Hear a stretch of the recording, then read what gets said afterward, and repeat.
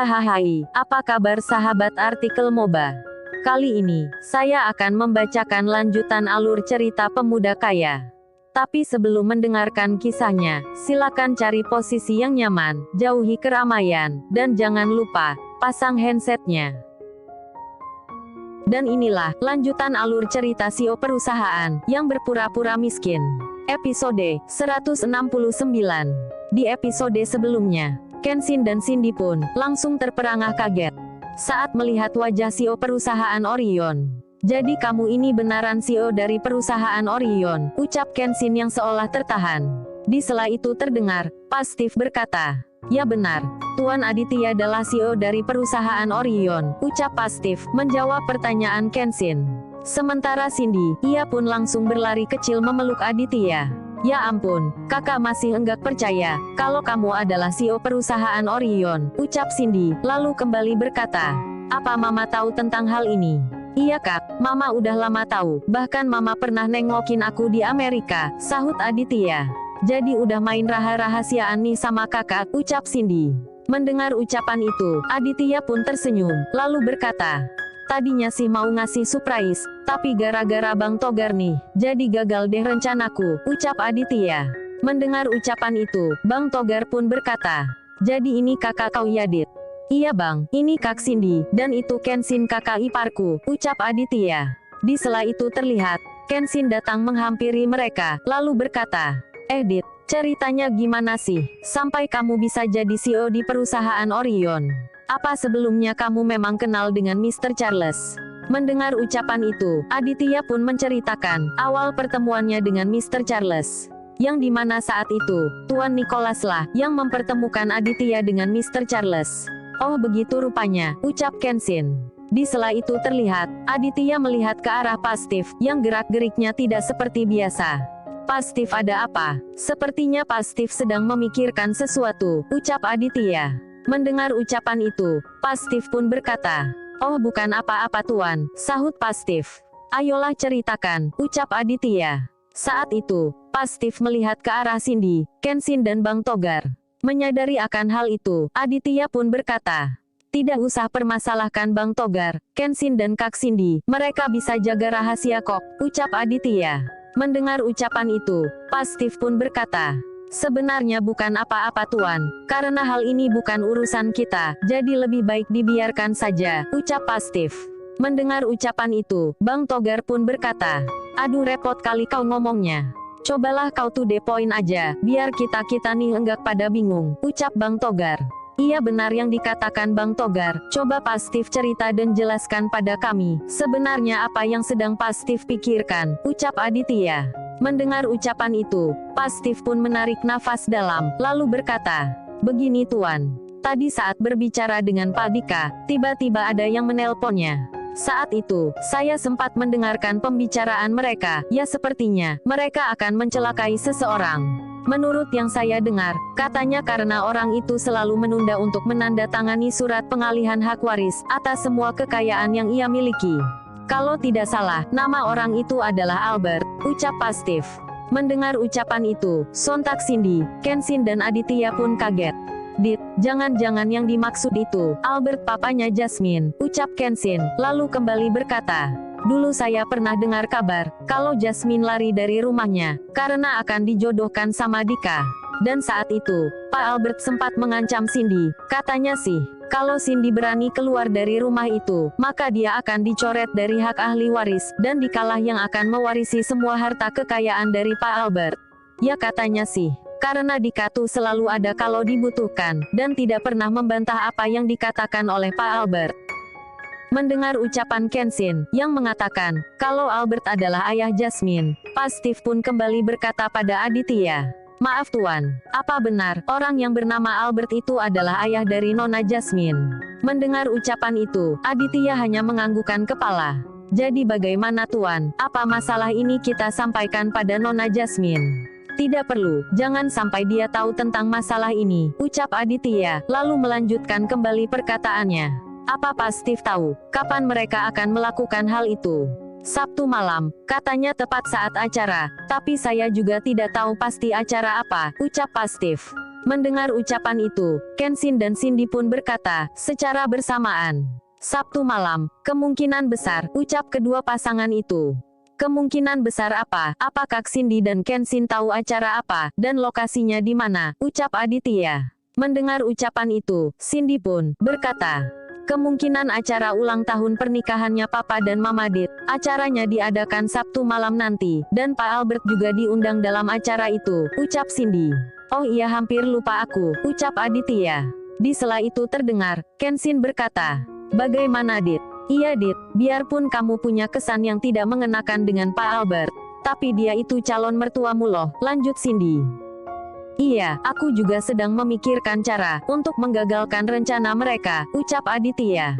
Di sela itu terdengar, Pak Steve berkata, jika Tuan mau, biar saya yang menangani mereka, ucap Pak Steve. Ya sudah, sehari sebelum acara dimulai, Pak Steve bawa beberapa orang untuk berjaga di rumah orang tuaku, juga di rumah Pak Albert, ucap Aditya. Baik Tuan, nanti kami akan memantau dari jauh, dan sebisa mungkin, kami akan melakukannya tanpa diketahui orang lain, ucap Pak Steve. Tapi ingat, jangan sampai menimbulkan korban, cukup beri peringatan saja pada mereka. Baik Tuan, nanti saya akan ke sana bersama 3 pengawal lainnya, ucap Pak Steve.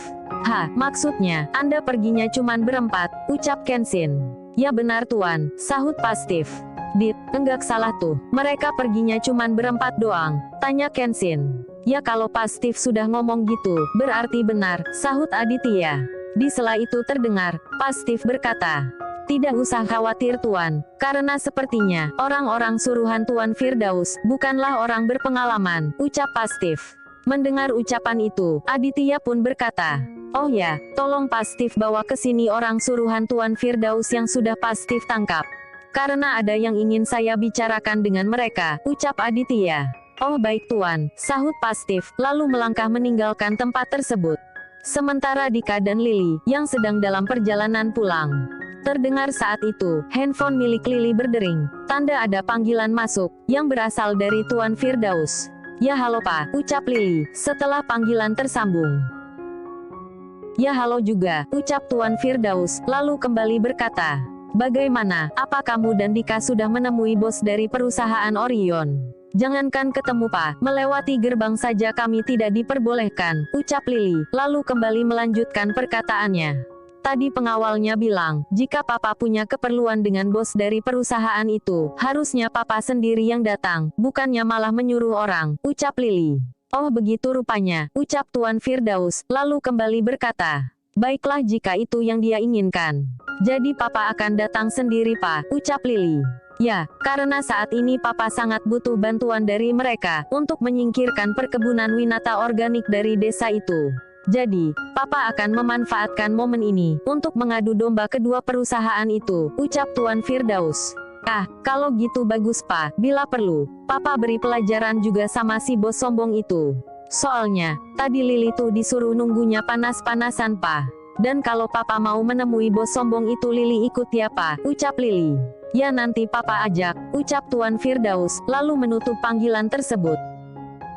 Sementara Pak Steve, tampak saat itu, ia sudah membawa anak buah Tuan Firdaus pada Aditya. Melihat pria botak bertampang sangar, yang dibawa oleh Pak Steve, Bang Togar pun langsung terperangah kaget. Alamak, Marco, kenapa pula kau bisa sampai di sini, ucap Bang Togar, yang ternyata kenal dengan pimpinan dari kelompok yang ingin menghabisi Aditya. Mendengar ucapan itu, Pak Steve pun berkata, mereka ini, orang yang ingin membunuh Tuan Aditya, ucap Pak Steve. Mendengar ucapan itu, Bang Togar pun berkata pada Aditya, apa betul Dit, si botak ini mau mampusin kamu? Bukan dia Bang, tapi orang yang menyuruhnya, yang mau mencelakai aku, ucap Aditya. Ya sama saja itu, ucap Bang Togar, lalu melangkah ke arah pria botak tadi. Tampak saat itu, si pria botak itu, tampak ketakutan, saat melihat Bang Togar yang melangkah ke arahnya. Marco, bisa-bisa kau mau mampusin si Adit, ucap Bang Togar, sembari menepuk kepala Marco.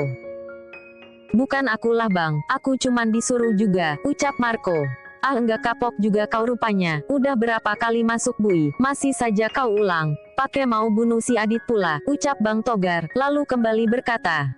Tapi untunglah tak jadi kau lakukan, kalau sampai terjadi, bakalan ku mampusin kau, ucap Bang Togar. Di sela itu terlihat, Kenshin, Cindy dan Aditya tampak tersenyum melihat tingkah dan logat Bang Togar. Di sela itu terdengar Aditya berkata, "Udah Bang, jangan diomeli terus." "Nggak bisa gitulah Dit," sahut Bang Togar. "Udah dulu ngomelnya Bang, ada yang mau saya bicarakan dengan mereka," ucap Aditya. "Ya sudah, sana kau temui si Adit," ucap Bang Togar sambil mendorong tubuh Marco. Saat itu, Marco melihat ke arah Bang Togar. "Apa, enggak terima ya?" ucap Togar. Di sela itu terdengar Aditya berkata, "Oh jadi nama abang ini Marco ya?" "Iya Dit, si Marco ini masih saudaraan sama aku," sahut Bang Togar. "Bang Togar diam dulu dong," ucap Aditya. "Panas hatiku Dit, dengar si botak ini mau mampusin kamu," ucap Bang Togar. Mendengar ucapan itu, Aditya hanya tersenyum, lalu berkata pada Marco, "Oh ya Bang, gimana kalau Bang Marco dan anak buahnya kerja dengan saya saja?" "Kerja apaan Pak?" tanya Marco. "Tak usahlah kau tanya-tanya mau kerja apa, yang penting bukan mampusin orang," lanjut Togar. "Bang," ucap Aditya, yang membuat Bang Togar seketika diam. Setelah itu terdengar Aditya berkata pada Marco, "Kebetulan saat ini, saya sedang membangun pabrik pengolahan padi. Kalau Bang Marco dan anak buahnya mau, Bang Marco dan teman-teman bisa jadi buruh untuk bantu-bantu. Dan upahnya 150.000 per hari. Nanti kalau pabriknya udah selesai, Bang Marco boleh juga kerja di pabrik itu. Bagaimana, apa Bang Marco mau?" ucap Aditya. Saat itu, Marco hanya diam, dan tak menjawab pertanyaan dari Aditya. Ngomonglah kau," ucap Togar. Melihat Marco yang belum merespon, Aditya pun berkata, "Ya sudahlah kalau Bang Marco tidak mau menerima tawaranku," ucap Aditya, lalu menyuruh Pastif untuk melepaskan mereka. "Oh ya Pastif, tolong kembalikan mobil dan handphone milik mereka, agar mereka bisa kembali ke tempat Tuan Firdaus," ucap Aditya. "Baik Tuan," sahut Pastif, sembari menyuruh salah satu anak buahnya untuk menyiapkan semua barang milik Marco dan teman-temannya. Di sela itu terdengar Bang Togar berkata, "Marco, bilang sama majikanmu agar tidak mengganggu si Adit lagi." Saat itu, Marco dan teman-temannya keluar dari ruangan tersebut dengan ditemani beberapa pengawal. Namun saat itu terlihat salah satu dari mereka tetap berdiri dan tidak meninggalkan ruangan itu. Melihat hal itu, Marco pun menarik tangan orang tersebut. "Maaf bos, saya mau di sini saja," ucap orang tersebut. Mendengar hal itu, Marco pun berkata, "Apa-apaan kau ini? Sudahlah bos, saya sudah bosan dengan omelan dan makian dari Tuan Firdaus. Jadi saya memilih tinggal di sini saja."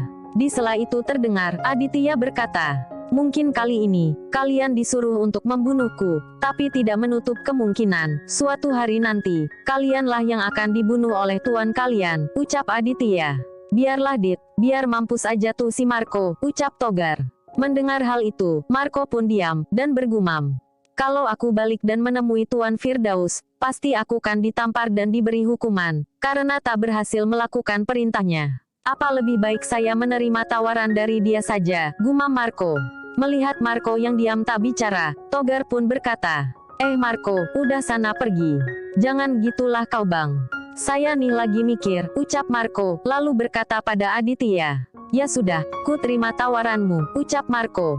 Mendengar ucapan itu, Aditya pun berkata pada Pastif agar menyiapkan tempat tinggal untuk mereka. Setelah perginya Marco yang ditemani Pastif, terdengar saat itu, Kenshin berkata, Dit, boleh enggak nih, kalau aku ngasih tahu pada ayahku, tentang kamu dan Orion," ucap Kenshin. Mendengar ucapan itu, Aditya hanya menganggukkan kepala, tanda mengiyakan ucapan Kenshin.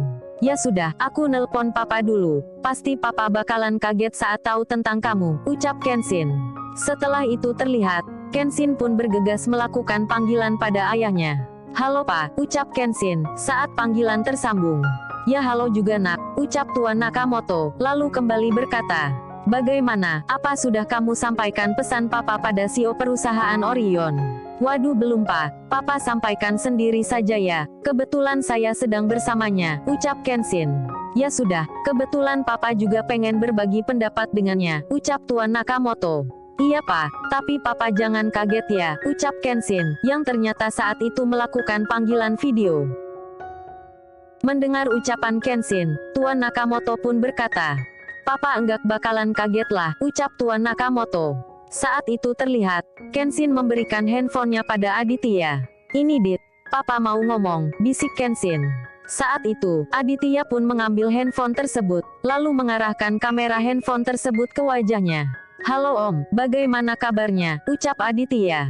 Melihat hal itu, Tuan Nakamoto pun terdiam sejenak, lalu berkata, "Aditya kamu?" "Iya Pak, itu dia tuh si bos dari perusahaan IT nomor 1 di dunia. Pantas saja, setiap barang dipesan oleh perusahaan kita, selalu tiba tepat waktu. Ternyata dia nih, yang mengatur semuanya," ucap Kenshin, lalu kembali berkata, "Nah Papa, katanya enggak bakalan kaget," lanjut Kenshin, sambil duduk di samping Aditya.